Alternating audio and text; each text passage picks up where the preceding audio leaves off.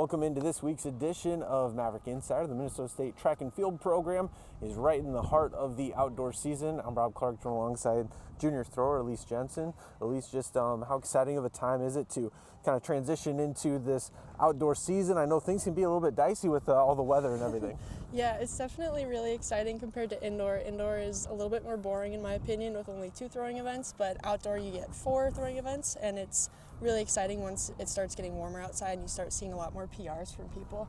And take me inside kind of you as the athlete. What do you have to do from the indoor season to the outdoor season? How much is it about kind of recovering a little bit from, that grind of the winter and indoor season and then getting ready to kind of ramp things up here in the spring? Yeah, I'd say for myself personally, transitioning from indoor to outdoor, you kind of are practicing your outdoor events during the indoor season, not as much as usual, but then once indoor is over and you start transitioning, you start practicing a lot more, and then it's really about kind of recovering, building up some muscle that you may have lost, and then just getting ready to compete. Being a returning All-American, just what are you really looking, what are some of the expectations that you've set out for yourself this season? I definitely am looking at a school record. I think I'm about 4 feet away from it. And then ideally I'd like to go back to nationals and maybe place higher than I did last year if I could. Perfect. And then, when we look at the discus, just what does it really take to be able to, put up some big numbers in that event? Like, take me through your kind of thought process on a meet day. Yeah, I think it's about having athleticism and aggression, but also you have to be calm and remember your technique. And it's a lot of drilling during practices, and really, it's really technique based. And then once it comes to meet day, you just gotta trust your practice and know that you're ready.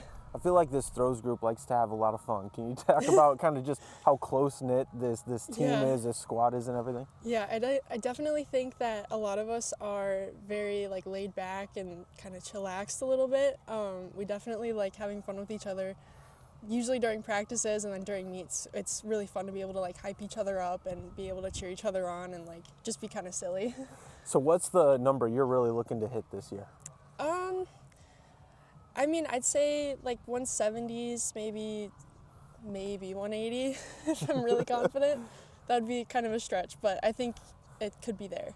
And I know I've talked with the track and field athletes before, but to have so much success kind of across the board, I mean, it has to be pretty fun, not only to compete, but also then watch some of the other events and just some of the crazy times and marks that people are setting. Yeah, it's definitely crazy. I don't usually get to watch the track events, especially during outdoor, but during indoor, watching how fast some of those sprinters are, it's oh, I could never do that.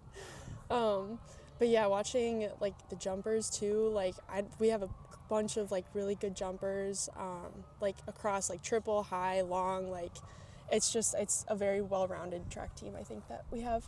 And last question for you, what are some of the things that you do to kind of put yourself in that competition mindset on meet day? Do you like to listen to music? Do you like to, what is kind of, what take me inside that process?